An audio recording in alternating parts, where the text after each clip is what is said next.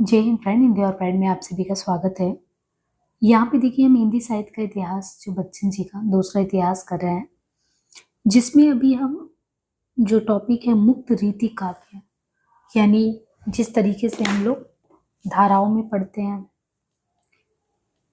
रीति सिद्ध, रीतिबद्ध, रीति मुक्त, तो बच्चन जी ने उसी का नाम आप देखेंगे तो उलट कर मुक्त रीति काव्य या बद्ध रीति काव्य इस तरीके से रखा है। तो मुक्त रीति काव्य के तहत कौन कौन से कवि आते हैं, यहाँ पे ये बताते हैं कि शुरुआत में ही ये कह दिया गया है कि मुक्त रीति कवियों में जो है दो प्रकार के कवि आएंगे। यानी जब कौन से ऐसे रीति परिपाटी से मुक्त कवि, उनमें दो प्रकार के कवि इन्होंने विभाजित करके बताया, दो प्रकार के कवि देखने को मिलेंगे। एक इसमें आपको क्लासिकल या अभिजात और दूसरा स्वच्छंद धारा के। तो हमें पूरा मुक्त रीति काव्य दो पार्ट में पढ़ना है। एक तो पढ़ेंगे हम क्लासिकल या अभिजात और दूसरा स्वच्छंद धारा। क्लासिकल या अभिजात में इन्होंने पहले वर्ग में केवल और केवल बिहारी को रखा है, तो बहुत इंपॉर्टेंट हो जाता है कि क्लासिकल में बच्चन जी ने सिर्फ बिहारी को रखा है। और दूसरे वर्ग में यानी स्वच्छंद धारा में इन्होंने घनानंद, ठाकुर को, बोधा को, आलम को, द्विजदेव को, इतने कवियों को रखा है। अब इसमें जैसे अभिजात वर्ग है, तो अभिजात वर्ग में क्योंकि क्लासिकल में हमें सिर्फ और सिर्फ किसको, बिहारी को पढ़ना है, तो बिहारी के बारे में बहुत विस्तार से यहाँ पे दिया गया है। बिहारी का समय इन्होंने 1595 बताया है और निधन का समय 1663 बताया है। बिहारी को अभिजात वर्ग के क्लासिकल वर्ग में इस काल के प्रतिनिधि कवि के तौर पर रखा गया है और सामंती जीवन की कहते जितनी भी विशेषताएं हैं और वैविध्य है वो सब आपको बिहारी के काव्य में देखने को मिलता है, और उतना तो किसी अन्य कवि की रचनाओं में आपको ये देखने को नहीं मिलेगा। अब क्योंकि बिहारी का आप देखेंगे एक ही रचना उनकी प्रसिद्धि के केंद्र में रहा है, सतसई।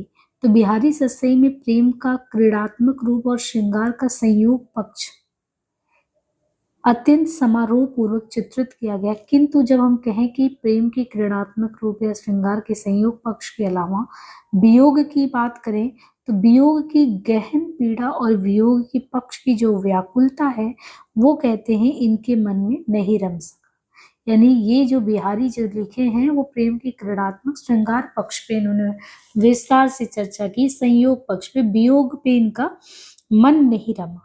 इनके चित्रण में परिपाटीबद्ध ऊहात्मक उपकरणों का प्रयोग मिलेगा और बिहारी को इन्होंने कहा है कि ये संयोग के कवि हैं। वियोग की बात करेंगे तो वियोग के नहीं मिलेंगे। बिहारी की जीवनी की बहुत कम जानकारी मिलती है और उनके जीवन वृत्त का ढांचा खड़ा करने के लिए कह रहे हैं बच्चन जी सतसई उस पर लिखी गई टीकाएं, क्योंकि सतसई पे बहुत सारी टीकाएं लिखी गई हैं, तो सतसई उस पर लिखी गई टीकाओं, इतिहास तथा जनश्रुतियों को आधार बनाया गया है। इस पर इस संबंध में कोई विवाद नहीं है कि वे मेजा राजा जयसिंह जयपुर के राजाश्रित कवि थे। यानी बिहारी के बारे में कह रहे हैं कि और चीजों की तो जानकारी मान लीजिए कि थोड़ा सा कम भी हो, बहुत आप कह सकते सटीक ना भी मिले, लेकिन जो बात ये है कि क्या वो मेजा राजा जयसिंह के दरबार में या जयपुर के राजाश्रित कवि थे, तो इसमें कोई वो नहीं है डाउट कि नहीं थे। क्यों? क्योंकि खुद बिहारी जी ने स्वयं ये लिखा है, हुकुम पई जय शाही। अब देखिए उन्होंने कि हुकुम यानी जो ऑर्डर देना, जैसे जैसा है उनके हुकुम को हरि राधिका प्रसाद कही बिहारी सतसई भरी अनेक सवाद। तो ये बिहारी मेजा राजा जयसिंह के यहाँ रहे हैं, इसमें कोई संदेह नहीं है। और बिहारी वे माथुर के चौबे हैं, उनके एक दोहे के आधार पर उनका जन्म 1595 माना गया है और वो वृत्ति के लिए जयपुर गए थे, क्योंकि राजा जयसिंह यहाँ पे राजाश्रित कवि क्यों बने, वृत्ति के लिए। और जयसिंह जो थे उनका विवाह अपनी जो नव परिणीता पत्नी है वो इतने प्रेम में आसक्त थे, निमग्न थे कि किसी का उनसे मिलना कठिन हो गया था। तो बिहारी ने जब उनको ये पता चला कि राजकाज छोड़ के जो है जयसिंह नव परिणीता पत्नी के प्रेम में निमग्न है, तो उन्होंने एक दोहा लिखकर भेजा था अंतापुर में, जो कि बहुत प्रसिद्ध है। नहीं पराग नहीं मधुर रस, नहीं विकास यही काल, अली कली ही सो बंध्यो आगे कवन हवाल। जयसिंह इतने ही जब इन्होंने भेजा अंतापुर में तो बाहर निकलते हैं और बिहारी को पुरस्कृत करते हैं और सन 1663 तक उनका जीवित रहना बताया जाता है। कहते हैं उनके प्रत्येक दोहे पर एक असरफी मिलती थी। उन्होंने एक ही ग्रंथ लिखा बिहारी सतसई, किंतु बिहारी सस्से इतना लोकप्रिय हुआ कि उस पर कहते हैं अनेक टीकाएं लिखी गई और प्रेम के साथ जीवन के अन्य पक्ष भी चित्रित हुए हैं। उनसे तत्कालीन समाज के नैतिक मूल्य भी उजागर हो जाते हैं।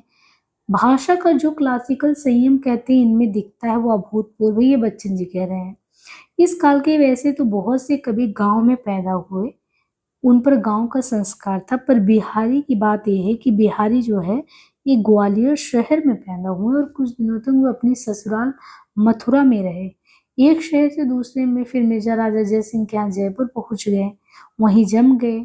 ऐसे में नागर संस्कृति से ग्राम्य संस्कृति का कोई तालमेल है नहीं। वो पले बड़े शहर में मथुरा में रहना हुआ, तो ग्राम्य संस्कृति का कहते कोई तालमेल था नहीं। और नगर निवासी गांव वालों को घृणा की दृष्टि से देखते थे और उन्हें गंवार कहते थे। तो बिहारी को देखिए अकेले ऐसे बताया गया कि बिहारी एक ऐसे अकेले कवि जिन्होंने ग्रामीण संस्कृति के विरुद्ध घृणा की अभिव्यक्ति की। अगर आप देखिए तुलना भी कर रहे हैं कि और भी आप देखेंगे हिंदी साहित्य के इतिहास में ग्राम संस्कृति पे बहुत सारे लेखक लिख रहे हैं, या राम का, कृष्ण का, सबका बता रहे हैं कि गांव के प्रति बड़ा लगाव था। लेकिन बिहारी कैसे कवि हैं जो ग्राम संस्कृति के विरुद्ध घृणा की अभिव्यक्ता है।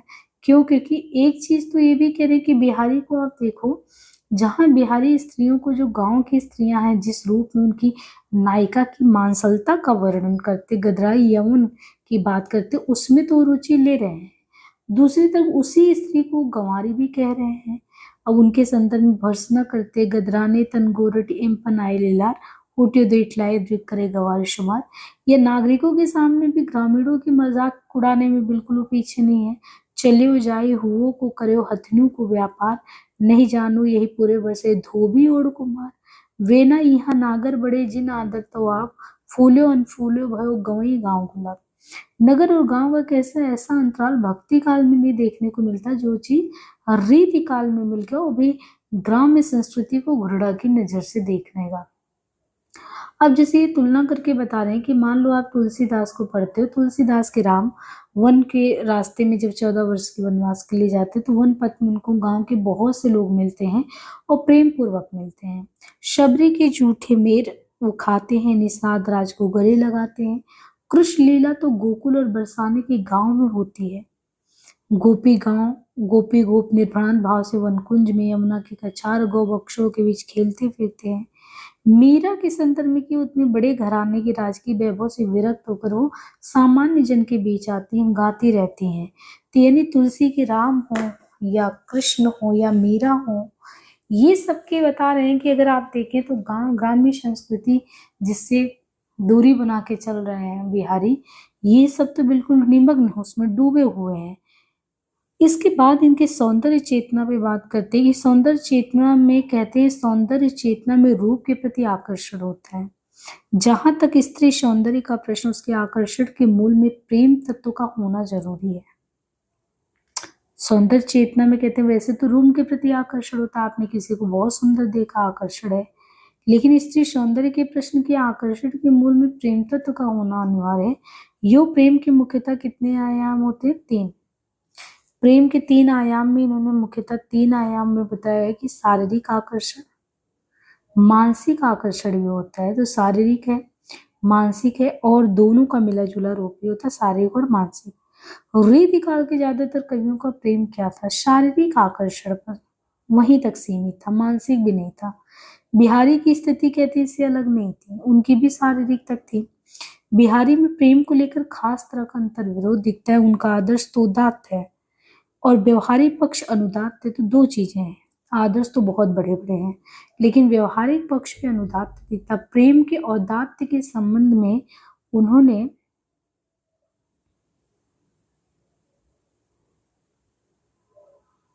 देखिए प्रेम के उदात्त के संबंध में कहते हैं गिरी ते ऊंचे रसिक मन बूढ़े जहां हजार। गिरी ते ऊंचे रसिक मन बूढ़े जहां हजार, वहीं सदा पशु नरन को प्रेम पयोधि पकार। चटक न छाड़त घट तो सज्जन नेह गंभीर, फीको परे न बरु फटे रंगो चोल रंग चीर। लेकिन कहते जब ये लिखते हैं कि तो तन अवधि अनूप रूप लग्यो सब जगत को, मुंह दृग लाग्यो रूप दृगने लगी अति चटपटी। तो रूप के प्रति उनका ठंडा अमानसिक और सपाट दृष्टिकोण उजागर होता है। रूप के प्रति कहते हैं विद्यापति की विकलता तो देखते ही बनती है। जब विद्यापति क्या लिखते हैं, जन्म अवधि भरी रूप निहारल नयन न तिरुपति भेल। जायसी का कहते हैं कि उनके यहाँ रूप तो अपनी व्याप्ति में आकाश पाताल को ढक लेता है। वो भी रूप का वर्णन बेनी छोरी झारी जो 12 सरक पताल हो अंधियारा। बिहारी के लिए प्रेम कहते हैं चौगान का खेल है। इन चौगान जैसे जो सामंत होते हैं उनका प्रिय खेल है, तो कहते हैं बिहारी के लिए प्रेम क्या है। प्रेम बहुत वो चीज नहीं है, प्रेम तो उनके सामंतों के प्रिय खेल में है। जैसे लुका छिपी का पर्याप्त अवकाश आपको चौगान में देखने को मिलता है, ऐसे ही रीतिकालन नायक और सामाजिक प्रतिबंधों का निर्वाह करा, दूसरी ओर लिख छुपकर प्रेम का चौगान खेल रहा है। जहाँ बिहारी रीति के प्रभावों से मुक्त है, वहीं वो सौंदर्य की प्रभावान्विति के अद्वितीय चित्र खींचते हैं। अंग अंग छवि की लपट उपटत जात अच्छे, खरी पतराऊ तऊ लगे भरी सी देह। सहज सेत पंचतोरिया पहिरत अति छवि होत, जल चादर के दीप लो जगमगाती तन ज्योति। कहते हैं कि इन चित्रों पर अभिजात का पूरा प्रभाव है। कहाँ गदराई यवन की गंवारी और कहाँ छवि की लपटों से भरी हुई तन्वी, कहाँ धुधुची की माला धारण करने वाली ग्राम्य और कहाँ जल चादर के पीछे रखे दीप की तरह मस्तूलिया से आवृत नागरिका की जगर मगर करती हुई तंदुती। देव की नायिका भी दीपावली की तरह जगर मगर करती हुई आती है, पर बिहारी का मित कथन, रंग योजना तथा जटिल विन्यास देव में नहीं है। जल चादर के दीप लो में तत्कालीन मुगल सभ्यता से प्रभावित सामंती संस्कृति की जगमगाहट की बिंबात्मक अनुभूति होती है। संयोग वर्णन की बात करें तो कहते हैं संयोग वर्णन में नायिका की विविध भंगिमाओं, हाव, सूरत, बिहार, मद्यपान, क्रीड़ा आदि का मादक चित्र किया गया। कुछ भंगिमाएं स्वाभाविक होती हैं और कुछ संयोग इच्छा सूचक। स्वाभाविक भंगिमाओं में भी यदि नायक को कुछ मोहन लगता है तो उसे उद्दीपन विभाव के तहत समझना चाहिए। ये सब प्रेम की कहते हैं क्रीड़ात्मक पक्ष है। नाक चढ़े सीबी करे जीते चबेली छैल, फिर फिर भूली वही गए प्यो ककरीली गैल। अहे दहेड़ी जिन धरे जिन तू लोही उतार, नीके चीके छुओ ऐसे राही नारी। त्रिबली ना भी दिखाए के सिर ढकी सकुच समाए, अली गली की ओट है चली भली विधि चाहे। और इसमें जो बहुत प्रसिद्ध है, पत्रस लालच लाल की मुरलीधरी लुकाए, सौ करे भवन दसे दैन कह नटी जाए। सटपटाती सी ससमुखी मुख घूकट पर ढाक की पावक झरसी झमक के गई झरोखा जाके। कहते हैं ये सभी देखे तो नारी की गत्यात्मक मुद्राएं जिन्हें तत्कालीन मिनिएचर पेंटिंग में भी अंकित किया गया है। अंतिम दोहा कहते हैं सहज विनोदपरक और रागात्मक है। शेष दोहे तो उस समय के सामंती मानसिक बनावट के सूचक है। क्रीड़ा में चतुराई का एक दृश्य, लरिका लेबे की मिसनू लंगरू मुढ़िग आई, गयो अचानक अंगुरी छाती छैल छुआए। लंगर तो कहते हैं कृष्ण भी थे, पर उनका लंगन पर मटका फोड़ना, माखन न खाने, छेड़छाड़ में। यहाँ पर तो कहते हैं लंगर का रूप ही बदल गया है। नागर चुम्बन का एक नाट्य दृश्य देखिए, कहते हैं अंगुरी नुची भर भीत दे उलब चीते चकलोल, रूचि से दोहो दुहन की चूम चारू कपोल। एक दीवार से कहते हैं कि एक दीवार है, उस दीवार से सटे हुए घर शहर में ऐसे होते हैं। ऊपर की खुली छतों के बीच की दीवारें कम ऊंची होती हैं। इस दीवार पर कहते हैं थोड़ा उचक कर प्रेमी प्रेम का स्वाद लेकर एक दूसरों का कपोल चूमते हैं। स्मृति जन अनुभाव के अच्छे चित्रों की रीति काव्य में कहते कमी नहीं है, पर बिहारी ने इसके लिए नई नई युक्तियां निकाल ली है। कैसे? जैसे नायक की गिरह कबूतर को देखकर नायिका की पुलक का चित्रण, एक नई उद्भावना। इससे सामंती दिनचर्या पर भी प्रकाश पड़ता है। ऊंचे चीते सराहिए तो गिरह कबूतर ले तो, झलकत दृग मुलकत बदनूतन पुलकट कही है। ऐसे ही अगर वियोग वर्णन की बात करें तो कहते वियोग वर्णन में तो बिहारी की चित्तवृत्ति तो रमी नहीं, अतः वे घूम फिर कर विरहताप की मात्रा नापने वाली ऊहात्मकताएं पेश करने लगते हैं। कैसे? करी बिरह ऐसी तो गैल न छाड़त नीच, दीने हूँ चश्मा चखनू चाहे लहे न भीच। इति आवत चल जात, अभी है इति आवत चली जात, उत चली छा सात तक हाथ, चढ़ी हिंडोरे सी रही लगी उसासनु हाथ। लेकिन कहते हैं सब जगह ऐसा नहीं है। रीति काल में ऐसी ऊहात्मक युक्तियां प्राय सर्वत्र मिलेंगी। इसे वियोग वर्णन की पिटी हुई परिपाटी समझना चाहिए। इतना आपको ऊहात्मक लगेगा, कुछ सही नहीं लगेगा इसमें। किंतु कहते हैं कुछ उदाहरणों के आधार पर बिहारी में अगर देखें तो विरह वर्णन की संवेदना का भाव देखना असंगत है, यानी है। परिपाटी ग्रस्ता से ऊब कर जहां उन्होंने नवीन प्रसंग उद्भावना की है, वहां उनकी प्रतिभा का चमत्कार देखते ही बनता है। जैसे अजो न आए सहज रंग बिरह दूबरे गात, अभी कहाँ चलाई यति ललन चलन की बात। जतपि तेज रौहाल बल पलको लगे नवार, तो गौड़ो घर को भयो पेंडो को सजार। श्याम सुरत कई राधिका तकत तरनी जा तीर, अशोन करित तरोष को खिनक करायो नीर। अब पहले दोहे में कह रहे हैं सहज रंग नायिका के भूत वर्तमान और भविष्य की स्थितियों को रचनात्मक स्तर पर उजागर करता है। इसके साथ ही शरीर और मन की जटिलताएं भी चित्रित हो उठती हैं। दूसरे दोहे में नायक तेज घोड़े पर सवार उसे घर के घोड़े समीप पहुंचने में देर न लगी।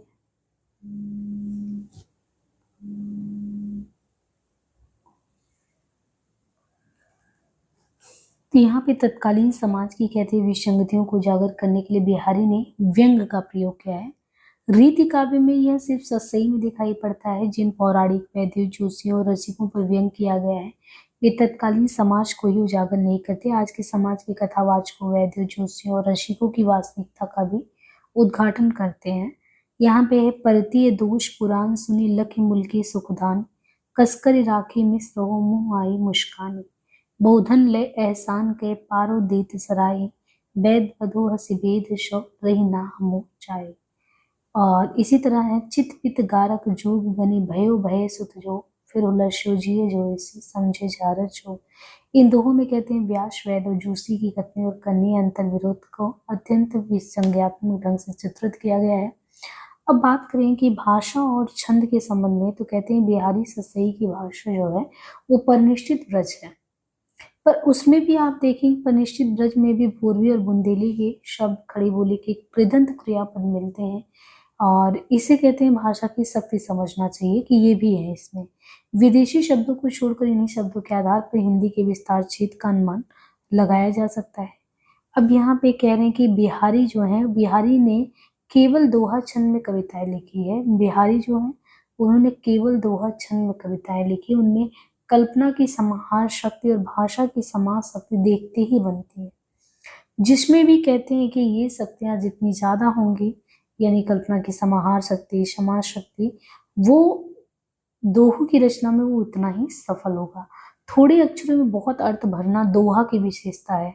और इस तरह कहते हैं कि रहीम ने कहा भी है, दिरद दोहा अर्थ के आखिर थोड़े माही, पर बिहारी का काम रहीम के काम से ज्यादा जटिल था, क्योंकि वो दोहों में और भी अधिक अर्थ भर रहे थे। इन दोहों की एक दूसरी विशेषता ये है कि इनके सृजन में कवि बहुत कुछ कहते हैं निर्वैक्तिक है। निर्वैक्तिकता क्लासिकल काव्य का एक मूलभूत वैशिष्ट्य है, पर निर्वैक्तिकता का अर्थ यहाँ हमें समझना चाहिए कि निर्वैक्तिकता का ये अर्थ नहीं होता कि वैयक्तिकता का अभाव। निर्वैक्तिकता का अर्थ व्यक्तिकता का अभाव नहीं है। कविता कहते हैं न पूर्णतः निर्वैक्तिक होती है और न व्यक्ति, दोनों एक दूसरे में घुली मिली होती है। कोई ज्यादा निर्वैक्तिक होता, कोई अधिक व्यक्ति। खालिस व्यक्तिक या निर्वैक्तिक होकर वो और चाहे जो हो कविता नहीं होगी। बिहारी के दोहों में कहते हैं भावावेग नहीं मिलेगा, तो एक ये भी है कि बिहारी के दोहों में हमें क्या भाव का आवेग नहीं मिलेगा। ठोसपन या वस्तुनिष्ठता बिहारी के दोहों का गुण है, इसलिए उनकी भाषा में भी कहते हैं शैलीगत मितकथन और जटिलता के बावजूद स्पष्टता है।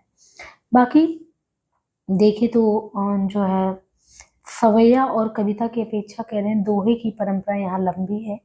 और अभ्रंश का तो ये कहते हैं कि अगर देखें तो दोहा जो है मुख्य छंद हो गया, और गाथा सप्तशती की गाहा और संस्कृत की आर्या एक ही छंद की प्रजातियां हैं।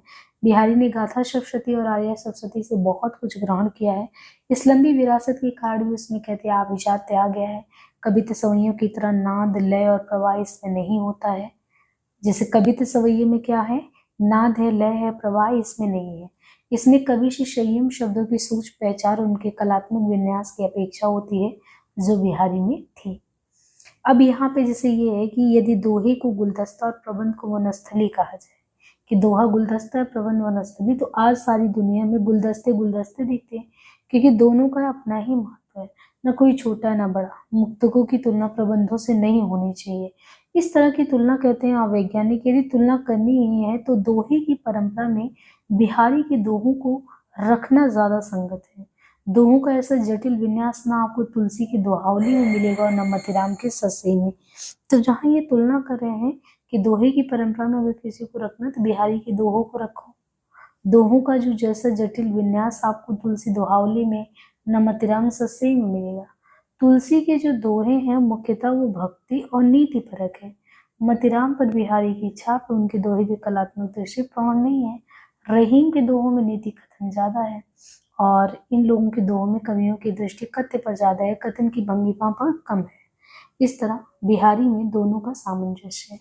रही बात शुक्ल जी ने एक और कहते हैं बिहारी के शुक्ल जी ने एक और बिहारी के दोहों को हिंदी साहित्य का रत्न माना है, दूसरी ओर हाथी रात पर कढ़े बेलबूटे। इस अंतर विरोध के मूल में भी कहते हैं बिहारी की प्रसिद्धि और शुक्ल जी की अपनी अभिरुचि का अंतर विरोध है और दोहा छंद उन्हें प्रिय नहीं है क्योंकि वह किसी ऐसी लय का संचार नहीं करता जिनकी स्वरधारा कुछ काल तक गूंजती रहे।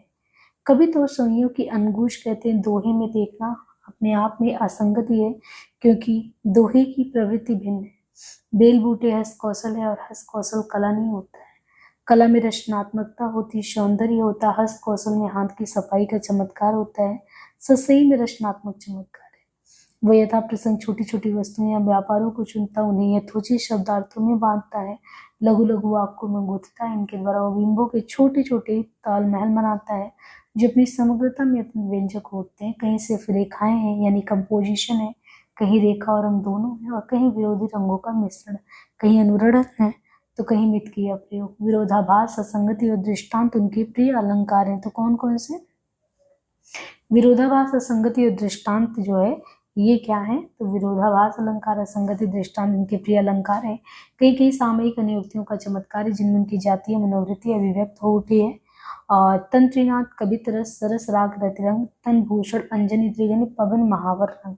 व्यापारों के चुनाव में भी कहते बहुत सावधानी बरती गई है, जिसे दृग उर्झट टूटत कुतुम, जुरति चतुर्चित प्रीत, परति गांठ दुर्जन ये, दई नहीं वो रीति। तो विभिन्न जाति की वस्तुओं को भी कह रहे हैं अगल बगल जक्षपोष करके चमत्कार उत्पन्न किया गया है और व्यापारों में प्राय असंगतियों की विधान भरा कथन को नाटकीय बना दिया गया है। नाटकीयता उनकी शैली की मूल वर्तनी प्रवृत्ति है। तो नाटकीयता के संबंध में ये बिहारी की मूल वर्तनी प्रवृत्ति है। आज का युग कहते हैं बिहारी की कलात्मक विधान से बहुत कुछ सीख सकता है। तो ये तो एक पूरा आपने देखा कि जो है रीति मुक्त में अमुक्त रीति में इन्होंने एक तो क्लासिक में बिहारी को अकेले रखा है। अब स्वच्छंद काव्यधारा में आपको अन्य जितने भी कवि हैं उनको स्वच्छंद काव्यधारा में पढ़ना है। तो हम एक क्या करते हैं, कैसे क्लास काफी बड़ा हो जाएगा तो एक क्लास और ले लेते हैं जिसमें स्वच्छंद काव्यधारा आ जाएगा। तो नेक्स्ट क्लास में आगे लेते हैं क्लास। धन्यवाद।